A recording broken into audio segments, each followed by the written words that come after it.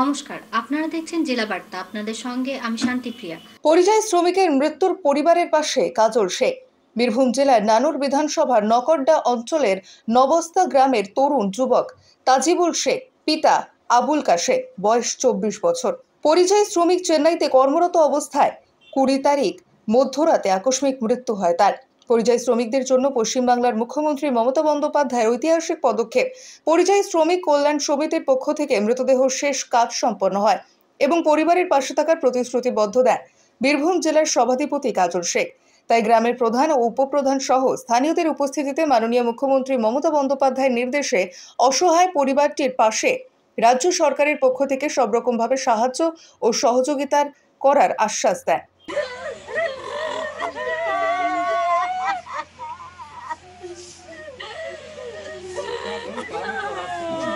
বলে যাচ্ছি পরিবারটা পাশে থাকবে, এটা আমি সবাইকে বসে আলোচনা করে যাচ্ছি আমরা। হ্যাঁ, আর আল্লাহকে না করে নাই, তাছাড়া এত সুবিধা রয়েছে যে কর্মসাথী না, এই প্রক্রিয়াটা হয়তো আর হবে না, কিন্তু অন্যান্য যেগুলো আছে আমরা বাকি যেগুলো আছে সবাই যে নামগুলো লেখে এটা সবাই খবরটা গেছে। আমি তো মনে করছি ওই আশরাফি মরবে, মারা গেছে মনে হয়, তাই খবর গেছে। তখন বলছে না ছোট কি জন্য এসছেন আজকে? তাজবুল শেখ চেন্নাইয়ে সে কাজ করতে গিয়েছিল, অন্য সমস্ত উদ্দেশ্যে গিয়েছিল এবং তার অকাল মৃত্যু ঘটে।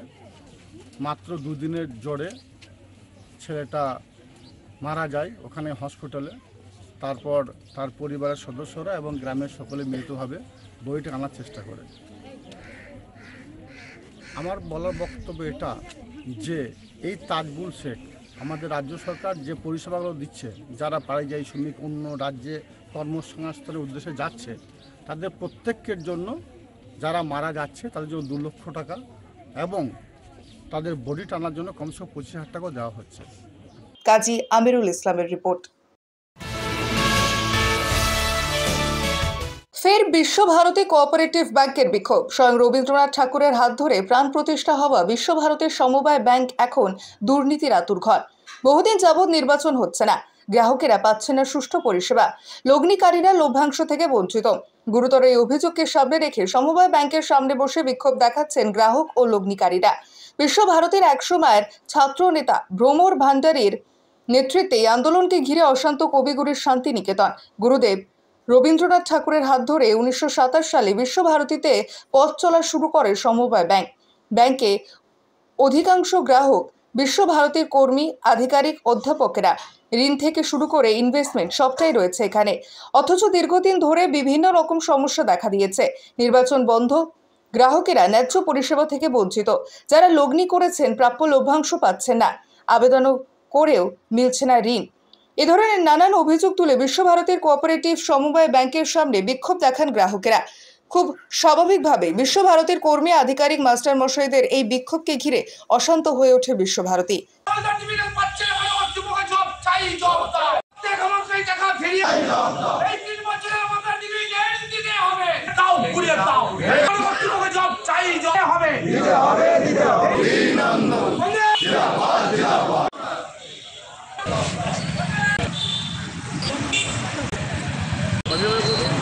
কাজী আমিরুল ইসলামের রিপোর্ট। তৃণমূলের মেম্বারের বাড়ির সামনে 34 নম্বর জাতীয় সড়কের ওপরে বোমাবাজিতে চাঞ্চল্য রেজিনগরে। ঘটনাটি ঘটেছে রবিবার মুর্শিদাবাদের রেজিনগর থানার ছেতিয়ারি 34 নম্বর জাতীয় সড়কের ওপরে। প্রত্যক্ষদর্শীদের সূত্রের খবর, এদিন আচমকায় রেজিনগরের দাঁতপুর গ্রাম পঞ্চায়েতে তৃণমূল কংগ্রেসের মেম্বার আজিরুল শেখের বাড়ির সামনে 34 নম্বর জাতীয় সড়কের ওপরে প্রকাশ্যে দিনের বেলায় দুষ্কৃতীরা এসে বোমাবাজি করে। এই ঘটনায় এলাকায় আতঙ্কিত গ্রামবাসীরা। 34 নম্বর জাতীয় সড়কে প্রতি মুহূর্ত যানবাহন চলাচল করছে, আর এর মধ্যে বোমাবাজি ঘটে যেতে পারত বড়সড় দুর্ঘটনা। ঘটনার খবর পেয়ে ঘটনাস্থলে পৌঁছায় রেজিনগর থানার পুলিশ।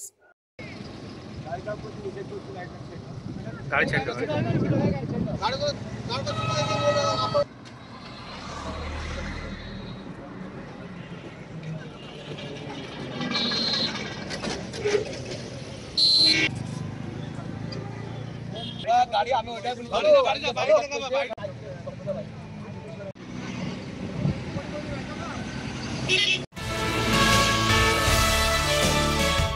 জামাইকে বেধড়ক মারে গুরুতর জখম হলেন শাশুড়ি।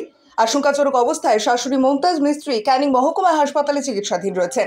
শনিবার রাতেই ঘটনাটি ঘটেছে উত্তর চব্বিশ পরগনা জেলার সন্দেশখালী থানার অন্তর্গত বেরমজুর কাঠপোল এলাকায়। ঘটনার বিষয়ে আক্রান্ত পরিবারের লোকজন সন্দেশখালী থানায় অভিযোগ দায়ের করেছে। তদন্ত শুরু করেছে সন্দেশখালী থানার পুলিশ। স্থানীয় সূত্রে জানা গিয়েছে, গত প্রায় 7 বছর আগে বেরমজুর গ্রামের রাজিবুল লস্করের সাথে ঝুপখালীর রুবিনার বিয়ে হয়। দম্পতির এক পুত্র সন্তান রয়েছে। অভিযোগ, বিয়ের পর থেকে যৌতুক ও টাকা পয়সা নিয়ে স্ত্রীর ওপর অকথ্য অত্যাচার করত রাজিবুল। এমনকি প্রতিনিয়ত মদ্যপ অবস্থায় বেধড়ক মারধর করে মেরে ফেলারও হুমকি দিত। শনিবার সন্ধ্যায় অতর্কিতে স্ত্রী রুবিনার ওপর অকথ্য অত্যাচার করে বেধড়ক মারধর করে রাজিবুল ও তার বাবা আলাউদ্দিন। খবর পেয়ে মেয়ের বাড়িতে হাজির হয় মমতাজ। অভিযোগ, তাকে বেধড়ক মারধর করে জামাই ও মেয়ের শ্বশুর। বেধড়ক মারধরের ফলে গুরুতর জখম হন মমতাজ মিস্ত্রি পরিবারের লোকজন খবর পেয়ে তাকে উদ্ধার করে চিকিৎসার জন্য স্থানীয় সরবেরিয়া হাসপাতালে নিয়ে যায়। সেখানে তার শারীরিক অবস্থার অবনতি হলে রাতে ক্যানিং মহকুমা হাসপাতালে স্থানান্তরিত করে চিকিৎসকেরা। নিয়ে নিচ্ছে একটি ছোট্ট বিরতি। ফিরে আসছি বিরতির পর। সঙ্গে থাকুন ভয়ের সঙ্গে নির্ভয়ে। সিউড়িতে অত্যাধুনিক চিকিৎসা পরিষেবা নিয়ে এলো সৃজন পলিক্লিনিক। ওষুধের দোকান সহ অত্যাধুনিক মানের প্যাথোল্যাব, কম্পিউটার তথা অত্যাধুনিক মেশিনে রক্ত, মল, মূত্র ও থাইরয়েড পরীক্ষার সঙ্গে এখানে রয়েছে বিশিষ্ট চিকিৎসকদের বসার চেম্বার। রোগীদের স্বাচ্ছন্দ্যের কথা ভেবে সম্পূর্ণরূপে এসি নিয়ন্ত্রিত সৃজন পলিক্লিনিকে রয়েছে বসার সুবন্দোবস্ত, বিশুদ্ধ পানীয় জল ও টয়লেটের ব্যবস্থা। এখানে বসছেন সিউড়ি সদর হাসপাতালের বিশেষজ্ঞ চিকিৎসক সহ অন্যান্য শহর ও হাসপাতালের বিশিষ্ট চিকিৎসকরা। সৃজন পলিক্লিনিক ও প্যাথোল্যাব, সিউড়ি, বীরভূম। সিউড়ি সদর হাসপাতালের পাশে ফাঁড়ি ঘরের উল্টো দিকে। Mobile number 8373071019, 9474437713, 9434326822। ফিরে এলাম বিরতির পর। হাতির হানা অব্যাহত গঙ্গাজল ঘাটি এলাকায়। তীব্র দাবদাহে হাতির হানা অব্যাহত উত্তর বাঁকুড়ার বনাঞ্চল লাগোয়া বনবস্তি এলাকায়। গত 2 দিন আগে রাতে একটি দাতাল হাতি বাঁকুড়া জেলার গঙ্গাজল ঘাটি রেঞ্জের পাপড়াডিহি গ্রামে তাণ্ডব চালায় বলে বন দফতর সূত্রে খবর। স্থানীয় সূত্রে জানা যায়, পাপড়াডিহি গ্রামের বাসিন্দা উজ্জ্বল ঘোষের বাড়িতে আচমকা হামলা চালায় বলে অভিযোগ, যার ফলে বাড়ির সামনে অংশ ভেঙে তছনছ করে দেয়। ঘটনার আকস্মিকতায় আতঙ্কিত হয়ে পড়ে গ্রামবাসীরা। পরে সম্মিলিতভাবে হাতিটিকে জঙ্গলে পাঠানোর ব্যবস্থা করেন। বন দফতরের পক্ষ থেকে জানা গেছে, সরকারি নিয়ম অনুযায়ী ক্ষতিপূরণ দেওয়া হবে। এই নিয়ে বারংবার ক্ষতি করেই চলেছে দলছুট হাতির দল, কিন্তু সঠিক ক্ষতিপূরণ দেওয়া হয় না বন দফতরের পক্ষ থেকে। যাতে সঠিক ক্ষতিপূরণ দেওয়া হয় তার আবেদন জানিয়েছেন এলাকার মানুষজন।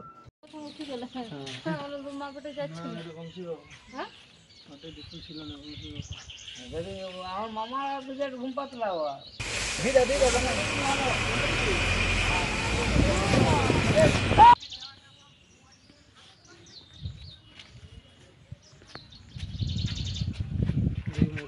বাইকটা যখন জাকা ছিল, ছবিটা আমাকে পাঠিয়ে দিলে হবে।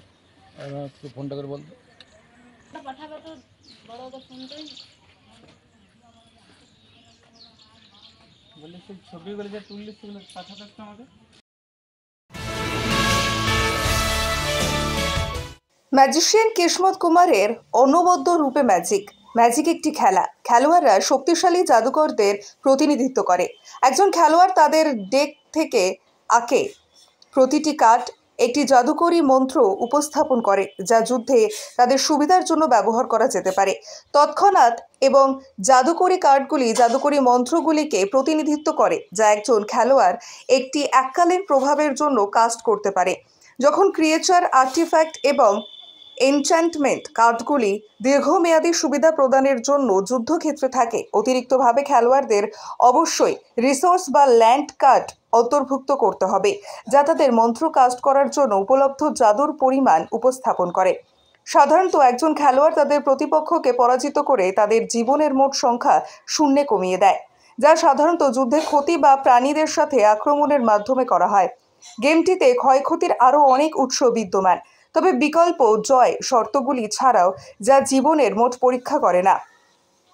যদিও গেমের মূল ধারণাটি ঐতিহ্যবাহী, সাথে সামান্য মিল বহন করে। একই সাথে অন্যান্য অনেকের তুলনায় যথেষ্ট বেশি কার্ড এবং আরও জটিল নিয়ম রয়েছে কার্ড গেম।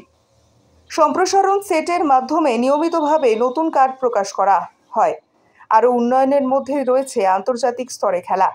আর আজ সেই দৃষ্টান্ত স্থাপন করে দিল সিউড়ির রবীন্দ্র সদনের ইন্টারন্যাশনাল ম্যাজিশিয়ানের দ্বারা ম্যাজিকের উপস্থাপনা করা হয়।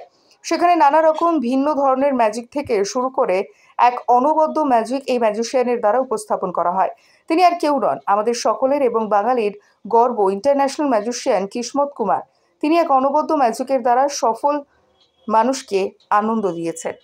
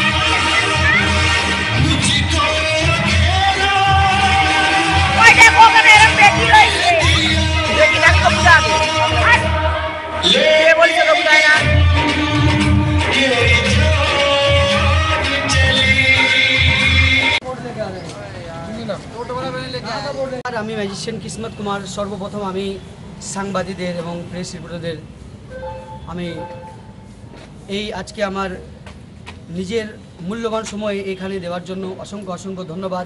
আজকে মূল উদ্দেশ্য হচ্ছে আমার এখানে ব্ল্যাঙ্ক হোল্ড করার মানে চোখের মধ্যে কালো কাপড় এবং পিচবোর্ড এবং ময়দার লেপ লাগিয়ে ফাঁসির নাকাব পরে আমি আজকে সিউড়ি শহরে ভ্রমণ করব। তার মূল উদ্দেশ্য আমার পরম বন্ধু জাদুঘর জিসি সরকার, আমরা দেশ বিদেশে অনেক জায়গায় শো করেছি। আর আজকে এই সিউড়ি শহরে আমি চোখের মধ্যে কালো কাপড় এবং পিচবোর্ড এবং ফাঁসির নাকাব পরে ভ্রমণ করব। আমি সাধারণ মানুষকে একটাই কথা বলতে চাই যে সেভ ড্রাইভ এবং সেভ লাইফ। আমরা ম্যাজিশিয়ান হয়ে এত কিছু করার পর চোখ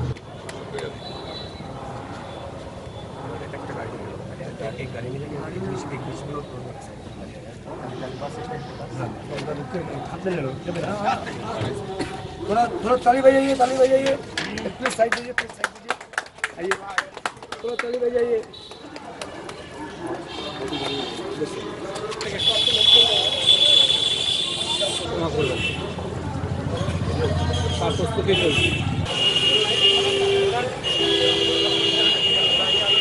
अच्छा वो गाड़ी सामने थोड़ा सा भाई